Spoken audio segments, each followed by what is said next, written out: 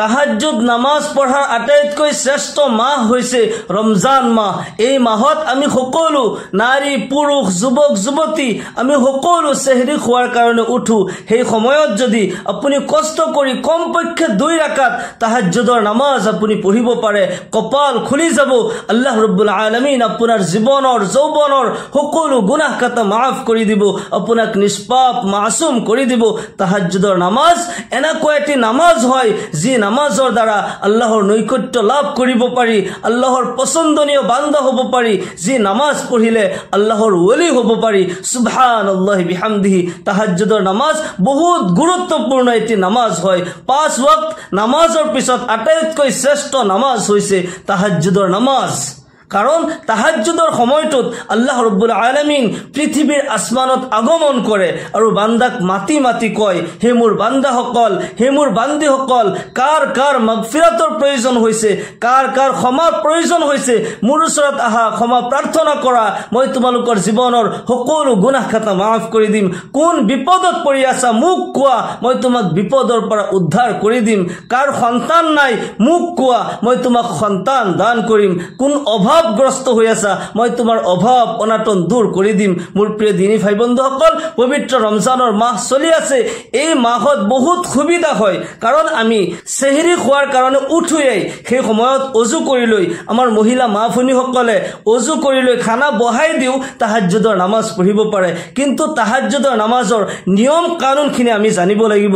তাহাজ্জুদৰ নামাজ কেই ৰাকাত, সৰ্বনিম্ন কেই ৰাকাত পঢ়িব পাৰি, সৰ্বোচ্চ কেই ৰাকাত, নিয়ত কেনেকৈ কৰিব লাগে, কোন সূৰা দি তাহাজ্জুদৰ নামাজ পঢ়িব লাগে, 2 ৰাকাতৰ মূৰে মূৰে কোন দোয়া পঢ়িব লাগে, মুনাজাত কেনেকৈ কৰিব লাগে, তাহাজ্জুদৰ নামাজৰ সম্পূৰ্ণ নিয়ম কানুন আজি মই আপোনালোকক কৈ দিম। মোৰ প্ৰিয় দিনী ভাই বন্ধুসকল, আহক আমি আজি তাহাজ্জুদৰ নামাজৰ সম্পূৰ্ণ নিয়ম কানুনখিনি শিকি লওঁ আৰু পবিত্ৰ ৰমজান মাহত বিশেষকৈ আমি তাহাজ্জুদৰ নামাজ আদায় কৰোঁ। তাহাজ্জুদৰ নামাজ বহুত ফজিলতপূৰ্ণ নামাজ হয়। যিসকল ডাঙৰ ডাঙৰ আল্লাহৰ ওলি হৈছে, আব্দাল হৈছে, তেওঁলোকে তাহাজ্জুদৰ নামাজত গুৰুত্ব দিছিল। তাহাজ্জুদৰ নামাজ যিসকলে পাবন্দিৰ সৈতে আদায় কৰিছে তেওঁলোক আল্লাহৰ ওলি হৈছে।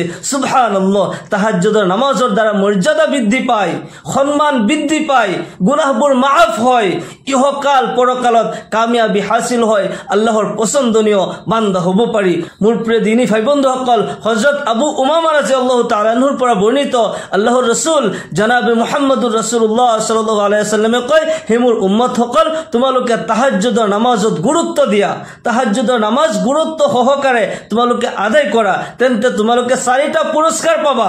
আল্লাহ ৰাব্বুল আলামিন তোমালোকক 4টা পুৰস্কাৰ দান কৰিব। সুবহানাল্লাহ। তাহাজ্জুদৰ নামাজৰ সম্পূৰ্ণ নিয়ম কানুনখিনি কৈ দিম। ইয়াৰ পূৰ্বে আমি জানি লওঁ তাহাজ্জুদৰ নামাজ পঢ়িলে কি কি পুৰস্কাৰ পোৱা যায়। 1 নম্বৰত আল্লাহ ৰাসূল সাল্লাল্লাহু আলাইহি ওয়াসাল্লামে কয়, আল্লাহ ৰাব্বুল আলামিন তোমাৰ জীৱনৰ যৌৱনৰ সকলো গুনাহ কাটা মাফ কৰি দিব। সুবহানাল্লাহ।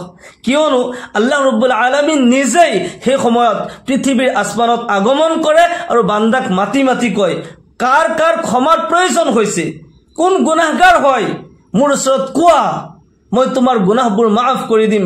তুমি যদি জমিনৰ পৰা আৰম্ভ কৰি আকাশ পৰ্যন্ত এই পৃথিৱী গুনাহ কৰি ভৰপুৰ কৰি দিয়া আৰু তুমি তোমাৰ গুনাহবোৰ অনুতপ্ত হৈ মোৰ ওচৰত আহি তুমি এবাৰ যদি তুমি কোৱা, ইয়া আল্লাহ মই তো গুনাহ কৰিছো, ইয়া আল্লাহ মই গুনাহগাৰ, তোমাৰ নাম গফফাৰ, ইয়া আল্লাহ তুমি তো বহুত দয়ালু হয়, তুমি বহুত ক্ষমাশীল হয়, ইয়া আল্লাহ মই গুনাহ কৰিলোৱে, শয়তানৰ চক্ৰান্তত পৰি মই তো ভুল কৰিলোৱে, ইয়া আল্লাহ তুমি মোক মাফ কৰি দিয়া। আল্লাহ ৰাব্বুল আলামিন জীৱনৰ সকলো গুনাহ খাতা মাফ কৰি নিষ্পাপ মাসুম কৰি দিব। সুবহানাল্লাহি বিহামদিহি। আপুনি যদি তাহাজ্জুদৰ সময়ত নিৰ্জন সময় থাকে, সেই সময়ত গোটেই পৃথিৱী নীৰৱ হৈ থাকে, ৰমজান মাহত বেছি সুবিধা হয়। আপুনি সেহৰিৰ সময়ত উঠিছে, তাহাজ্জুদৰ নামাজ কমপক্ষে 2 ৰাকাত আপুনি নামাজ পঢ়ি লওক। তাহাজ্জুদৰ নামাজ পঢ়িলে 1 নম্বৰত আল্লাহ ৰাব্বুল আলামিন জীৱনৰ সকলো গুনাহ খাতা মাফ কৰি দিব। সুবহানাল্লাহ।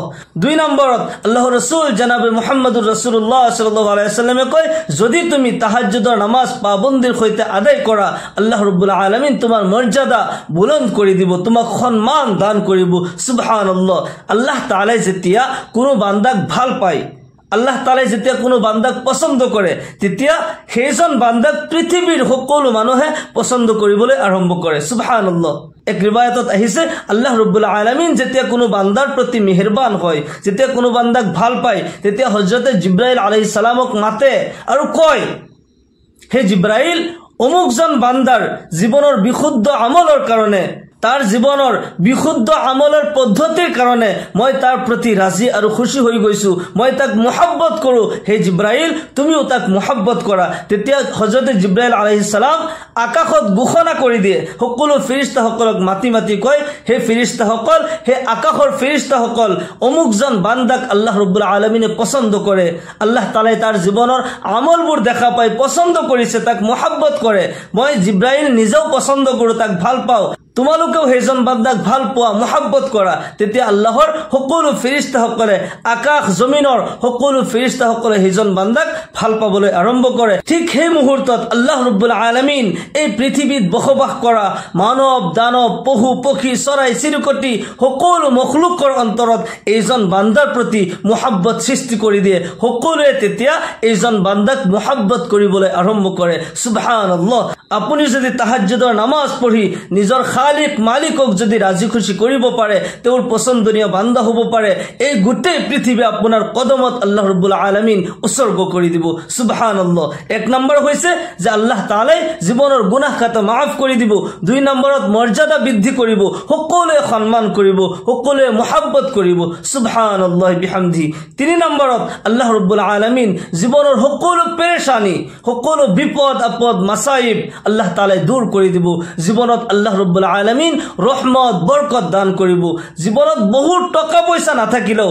আল্লাহ তাআলাই যেটো শান্তি দান কৰিব অন্তৰত যেটো শান্তি এয়া আল্লাহ ৰাব্বুল আলামিনে দিব লাগে আমি যদি জীৱনৰ নেক আমলৰ দ্বাৰা আমাৰ আল্লাহক যদি আমি ৰাজি খুশি কৰিব পাৰো আল্লাহ ৰাব্বুল আলামিনে যেটো শান্তি অন্তৰত যেটো শান্তি দান কৰিব এয়া পৃথিৱীৰ অন্য কোনেও বুজি নাপায় সেই কারণে আপনি তাহাজ্জুদের নামাজ আদায় করিব চারি নম্বরত আল্লাহ রাব্বুল আলামিন আখিরাতত জান্নাত দান করিব এনেকুৱা জান্নাত দান কৰিব যাৰ তলেদি নহৰ বই থাকিব যাৰ তলেদি ঝৰ্ণাসমূহ বই থাকিব সুবহানাল্লাহ বিহামদিহি মোৰ প্ৰিয় দিনী ভাই বন্ধুসকল আহক আজি আমি তাহাজ্জুদেৰ নামাজ শিকি লও এই সময়ত বান্দাই আল্লাহ তাআলাৰ ওচৰত যি দোয়া কৰে আল্লাহ ৰাব্বুল আলামিন লগে লগে কবুল কৰি লয় কাৰণ আল্লাহ তাআলাই নিজেই সেই সময়ত বান্দাক মাতি মাতি কয় কাৰ কি অভাৱ হৈছে কাৰ কি প্ৰয়োজন হৈছে মোৰ ওচৰত আহা মোক কোৱা মই তোমাক হেয়া দান কৰিম তুমি কি বিচাৰিছা মোক কোৱা মই তোমাক দান কৰিম সুবহানাল্লাহ মোৰ প্ৰিয় দিনী ভাই বন্ধুসকল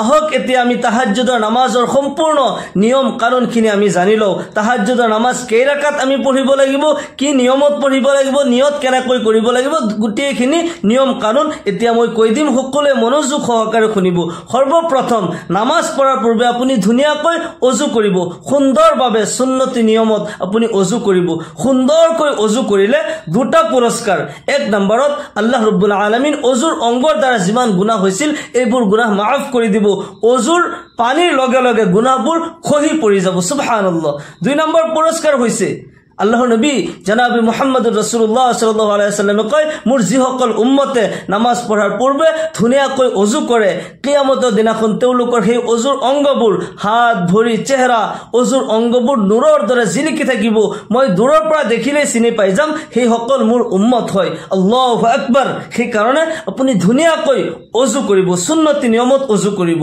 ওযু কৰি লৈ আমাৰ মা ভনীসকল জাই নামাজ পঢ়িলৈ পুৰুষ হোক নাৰী হোক সকলোৱে জাই নামাজ পঢ়িলৈ ধুনীয়াকৈ জাই নামাজত থিয় হৈ যাব জাই নামাজত থিয় হৈ মুছলাপাকৰ দোৱাটো পঢ়িব ইন্নী ওয়াজ্জাহতু ওয়াজহিয়া লিল্লাযী ফাতাৰাস সামাওয়াতি ওয়াল আৰদা হানিফা ওয়া মা আনা মিনাল মুশৰিকিন তাহাজ্জুদৰ নামাজ সৰ্বনিম্ন আপুনি 2 ৰাকাত কমসে কম 2 ৰাকাত পঢ়িব পাৰে আৰু সৰ্বোচ্চ 12 ৰাকাত লৈকে পঢ়িব পাৰে 12 ৰাকাতৰো ৰিৱায়াত আছে নবী সাল্লাল্লাহু আলাইহি ওয়াসাল্লামে কেতিয়াবা 12 ৰাকাত তাহাজ্জুদৰ নামাজ পঢ়িছিল আৰু কেতিয়াবা 8 ৰাকাত পঢ়িছিল কিন্তু বেছিভাগ ৰিৱায়াতত 8 ৰাকাত পঢ়াৰ ৰিৱায়াত আহিছে আপুনি 8 ৰাকাতো পঢ়িব পাৰে 12 ৰাকাতো পঢ়িব পাৰে সৰ্বনিম্ন কমসে কম আপুনি 2 ৰাকাত তাহাজ্জুদৰ নামাজ পঢ়িব পাৰিব তাহাজ্জুদৰ নামাজৰ নিয়ত আপুনি এনেকৈ কৰিব নাৱাইতু আন উছল্লি লিল্লাহি তাআলা রাকাতাই সালাতিত তাহাজ্জুদি নফলি মুতাওয়াজ্জিহান ইলা জিহাতিল কাবাতিশ শরীফাতি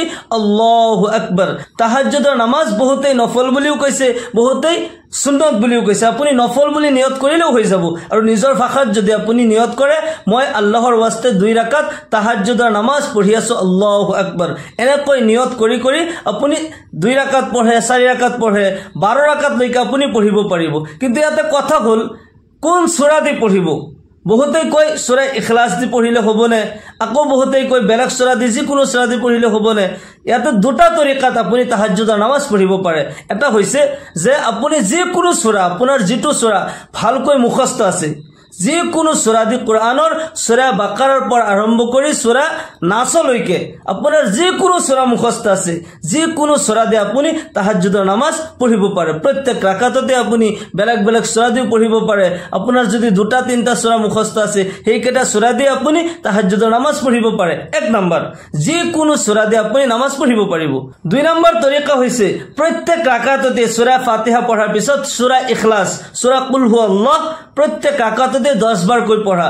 আপুনি কম বেছি কৰিব পাৰে, 3 বাৰ কৈ পঢ়িব পাৰে, 7 বাৰ কৈ পঢ়িব পাৰে, 10 বাৰ কৈও পঢ়িব পাৰে। এই তৰিকাত যদিও পঢ়ে তথাপিও হৈ যাব, কোনো কথা নাই। এজনে মোক প্ৰশ্ন কৰিছিল যে প্ৰত্যেক ৰাকাততে যদি সূৰা ইখলাস 3 বাৰ কৈ পঢ়ো নামাজ হ'বনে নাই। তাহাজ্জুদৰ নামাজ তেনেকৈও আপুনি পঢ়িব পাৰে। তাহাজ্জুদৰ নামাজত যদি সূৰা ইখলাস পাঠ কৰে আপুনি বহুত সওয়াব পাব। সূৰা ইখলাস এবাৰ পাঠ কৰিলে 10 পাৰা কোৰআন কাৰীমৰ তিলাওয়াতৰ সওয়াব পোৱা যায়, সুবহানাল্লাহ। 2 বাৰ তিলাওয়াত কৰিলে 20 পাৰা তিলাওয়াতৰ সওয়াব পায়। সূৰা ইখলাস 3 বাৰ পঢ়িলে কোৰআন কাৰীম খতম কৰাৰ সওয়াব পোৱা যায়, সুবহানাল্লাহ। আৰু যদি সূৰা ইখলাস আপুনি 10 বাৰ পাঠ কৰিব পাৰে আল্লাহ ৰাব্বুল আলামিন আপোনাৰ কাৰণে জান্নাতত এটা বিল্ডিং তৈয়াৰ কৰি দিব, সুবহানাল্লাহ বিহামদিহি। এজন সাহাবা আল্লাহৰ নবী সাল্লাল্লাহু আলাইহি ওয়াসাল্লামে তেওঁক আমিৰ বনাই পঠাইছিল। তেওঁ প্ৰত্যেক ৰাকাততে সূৰা ফাতিহা পঢ়াৰ পিছত সব নামাজতে সূৰা ফাতিহা পঢ়ি সূৰা ইখলাস পঢ়ে, বেলেগ কোনো সূৰা নপঢ়ে। অন্যান্য সাহাবাসকলে কৈফিয়ত কৰিলে, ক'লে আপুনি বেলেগ সূরা নাজানে নেকি, অকল সূরা ইখলাস কিয় পঢ়ে? এনে কৈয়ে তেওঁ যিমান দিন আছিল সূরা ইখলাস দি প্ৰত্যেক নামাজ পঢ়াইছে। তেওঁলোক যেতিয়া উভতি আহিল সাহাবাসকলে আহি নবী সাল্লাল্লাহু আলাইহি ওয়াসাল্লামৰ ওচৰত বিচাৰ দিছে, ইয়া ৰাসূলুল্লাহ সাল্লাল্লাহু আলাইহি ওয়াসাল্লাম অমুকক আপুনি আমাৰ আমিৰ বনাই পঠাইছিলে, তেওঁক যিমানেই ক'লো তেওঁ নামানিলে। প্ৰত্যেক ওয়াক্তত প্ৰত্যেক ৰাকাততে সূৰা ফাতিহা পঢ়ি সূৰা ইখলাস তেওঁ পঢ়ি আছিল, কিয় এনেকুৱা কৰিছে আপুনি সোধকচোন। আল্লাহৰ নবী সাল্লাল্লাহু আলাইহি ওয়াসাল্লামে কয় তাক মাতি আনা। সেইজনক মাতি আনা হ'ল আৰু নবী সাল্লাল্লাহু আলাইহি ওয়াসাল্লামে সুধিলে তুমি এনেকুৱা কিয় কৰিছা, নিজৰ বন্ধুসকলৰ কথা কিয় মানা নাই? সেইজন সাহাবাই কয় ইয়া ৰাসূলুল্লাহ সাল্লাল্লাহু আলাইহি ওয়াসাল্লাম সূৰা ইখলাসৰ প্ৰতি মোৰ এটা মৰম, এটা আন্তৰিকতা আছে, ইয়াৰ মহব্বত মই এৰিব পৰা নাই। সেই কাৰণে প্ৰত্যেক ৰাকাততে সব নামাজতে প্ৰত্যেক ৰাকাততে সূৰা ইখলাস মই পঢ়িছো। আল্লাহৰ নবী সাল্লাল্লাহু আলাইহি ওয়াসাল্লামে কয় আল্লাহৰ কসম তোমাৰ এই সূৰা ইখলাসৰ মহব্বতে তোমাক জান্নাতত পৌঁছাই দিব, সুবহানাল্লাহ। আল্লাহর রাসূল সাল্লাল্লাহু আলাইহি ওয়াসাল্লামে কয় প্রতিদিন যদি তুমি সূরা ইখলাস 10 বার কৈ পাঠ কৰা আল্লাহ তাআলা জান্নাতত এটা এটা কৈ বিল্ডিং তোমাৰ কাৰণে তৈয়াৰ কৰি দিব, সুবহানাল্লাহ। হযরত উমর ফারুক রাদিয়াল্লাহু তাআলা নৈ কয় ইয়া রাসূলুল্লাহ সাল্লাল্লাহু আলাইহি ওয়াসাল্লাম তেতিয়া হলে তো আমি জান্নাতত অগণন মহল তৈয়াৰ কৰিব পাৰিম। আল্লাহৰ ৰাসূল সাল্লাল্লাহু আলাইহি ওয়াসাল্লামে কয় তুমি সূৰা ইখলাস পঢ়ি পঢ়ি তুমি হয়তো ভাগৰি যাব পাৰা, কিন্তু আল্লাহ তাআলা দিয়াত কমি নকৰে। তুমি যিমান তিলাওয়াত কৰি থাকিবা সূৰা ইখলাস যিমান পঢ়ি থাকিবা আল্লাহ তাআলা তোমাক খিমানে দান কৰি থাকিব, জান্নাতৰ বিল্ডিং তোমাৰ কাৰণে তৈয়াৰ কৰিয়াই থাকিব, সুবহানাল্লাহ বিহামদি। সেই কাৰণে আপুনি তাহাজ্জুদৰ নামাজত সূৰা ইখলাস যদি পঢ়ে সূৰা ফাতিহা পঢ়ি 3 বাৰ সূৰা ইখলাস পঢ়ক বা 10 বাৰ পঢ়ক আপুনি পঢ়িব পাৰে। এই তৰিকাত পঢ়িলেও আপোনাৰ নামাজ হ'ব আৰু সূৰা ইখলাস বেছি বেছিকৈ তিলাওয়াত কৰিলে বহুত সওয়াব আছে, দুনিয়া ও আখিৰাতত ইয়াৰ উপকাৰ আছে। আপুনি যিকোনো সূৰা দিও পঢ়িব পাৰে বা সূৰা ইখলাস 3 বাৰ বা 10 বাৰ কৈ সূৰা ফাতিহা পঢ়াৰ পিছত এনেকৈ পঢ়িব পাৰে। প্ৰত্যেক ৰাকাততেই সূৰা ইখলাস পঢ়িলেও আপোনাৰ নামাজ হৈ যাব, ইয়াতে কোনো ধৰণৰ অসুবিধা নাই। মোৰ প্ৰিয় দিনী ভাই বন্ধুসকল, আহক এতিয়া আমি জানিলও তাহাজ্জুদৰ নামাজ 2 ৰাকাত পঢ়াৰ পিছত 2 ৰাকাতৰ মূৰে মূৰে কোন দোয়া পঢ়িব লাগে। 2 ৰাকাত পঢ়িছে আপুনি বহি অলপ ইস্তিগফাৰ পঢ়িছে, যিকোনো ইস্তিগফাৰ পঢ়িলে হ'ব। আস্তাগফিৰুল্লাহ এনেকৈ পঢ়িলে হ'ব, বা আস্তাগফিৰুল্লাহাল্লাযী লা ইলাহা ইল্লা হুৱাল হাইয়ুল কাইয়্যুম ওয়া আতুবু ইলাইহি ইস্তিগফাৰ পঢ়িলে হ'ব। আৰু যদি যদি আপুনি সাইয়্যিদুল ইস্তিগফাৰ পাৰে তেতিয়া হলে আপুনি 2 ৰাকাত পঢ়ি সাইয়্যিদুল ইস্তিগফাৰ পঢ়িব সাইয়্যিদুল ইস্তিগফাৰ পঢ়িলে আল্লাহৰ নবী সাল্লাল্লাহু আলাইহি ওয়াসাল্লামে কয় যিজনে সাইয়্যিদুল ইস্তিগফাৰ দিনত পাঠ কৰে তেও যদি দিনটোৰ ভিতৰত ইন্তেকাল হৈ যায় তেও জান্নাতি হয় সুবহানাল্লাহ আৰু যদি ৰাতি তিলাওয়াত কৰে সাইয়্যিদুল ইস্তিগফাৰ পঢ়ে আৰু এই ৰাতিৰ ভিতৰত মানুহজন ইন্তেকাল হয় তেও জান্নাতি হয় সুবহানাল্লাহ সেই কাৰণে আপুনি যদি পাৰে সাইয়্যিদুল ইস্তিগফাৰ পঢ়িব তাহাজ্জুদৰ নামাজ 2 ৰাকাত পঢ়িছে বহি আপুনি সাইয়্যিদুল ইস্তিগফাৰ পঢ়িব মই সাইয়্যিদুল ইস্তিগফাৰটো কৈ দিছো আপুনি যদি পাৰে লিখি লৈ মুখস্থ কৰিব সাইয়্যিদুল ইস্তিগফাৰটি হল আল্লাহুম্মা আনতা রাব্বি লা ইলাহা ইল্লা আনতা খলাকতানি ওয়া আনা আবদুকা ওয়া আনা আলা আহদিকা ওয়া ওয়া'দিকা মাস্তাতা'তু আউযু বিকা মিন শাররি মা সানা'তু আবুউ লাকা বিনি'মাতিকা আলাইয়া ওয়া আবুউ লাকা বিযামবি ফাগফিরলি فإنه لا يغفر الذنوب إلا أنت তাহাজ্জুদৰ নামাজ 2 ৰাকাত পঢ়ি মাজতে বহি সাইয়্যিদুল ইস্তিগফাৰ পঢ়িব যদি আপুনি এই ইস্তিগফাৰ নোৱাৰে কমসে কম আস্তাগফিৰুল্লাহ পঢ়িব বা আৰু এটা ইস্তিগফাৰ মই কৈ দিলো এই ইস্তিগফাৰ পঢ়িলেও হ'ব তাৰ পিছত এনেকৈ আপুনি 4 রাকাত পঢ়ে 6 রাকাত পঢ়ে 8 রাকাত পঢ়ে বা 12 রাকাত পঢ়ে গোটেই নামাজ এনেকৈ শেষ কৰাৰ পিছত শেষত আপুনি দোয়া কৰিব আল্লাহৰ ওচৰত হাত তুলি মুনাজাত কৰিব নিজৰ ভাষাতে আপুনি কান্দি যদি কান্দা নাহেও কান্দাৰ ভেকশন কৰিব আল্লাহ তাআলাই তেতিয়াও আপোনাৰ দোয়া কবুল কৰিব আপুনি দোয়াৰ আৰম্ভণি দুৰুদ শৰীফ পঢ়ি লব 3 বাৰ কমসে কম দুৰুদ শৰীফ পঢ়িব যেটো দুৰুদ শরীফ আপুনি নামাজত পঢ়ে আল্লাহুম্মা সাল্লি আলা মুহাম্মাদ ওয়া আলা আলি মুহাম্মাদ كما صليت على إبراهيم وعلى آل إبراهيم إنك حميد مجيد اللهم بارك على محمد وعلى آل محمد كما باركت على إبراهيم وعلى آل إبراهيم إنك حميد مجيد যদি এই দুরূদ শরীফ আপনার সুবিধা হয় সাল্লাল্লাহু আলাইহি ওয়াসাল্লাম সাল্লাল্লাহু আলাইহি ওয়াসাল্লাম সাল্লাল্লাহু আলাইহি ওয়াসাল্লাম 3 বার পড়িব তার পিছত 3 বার আকো ইস্তিগফার পড়িব আস্তাগফিরুল্লাহ আস্তাগফিরুল্লাহ আস্তাগফিরুল্লাহ বা সাইয়্যিদুল ইস্তিগফার যদি পঢ়িব পাৰে তাৰ পিছত আপুনি হাত তুলি আল্লাহৰ ওচৰত দোয়া কৰিব কান্দি দিব ইয়া আল্লাহ মই গুনাহগাৰ তোমাৰ নাম গফফাৰ ইয়া আল্লাহ মই তো জীৱনত বহুত পাপ কৰিছো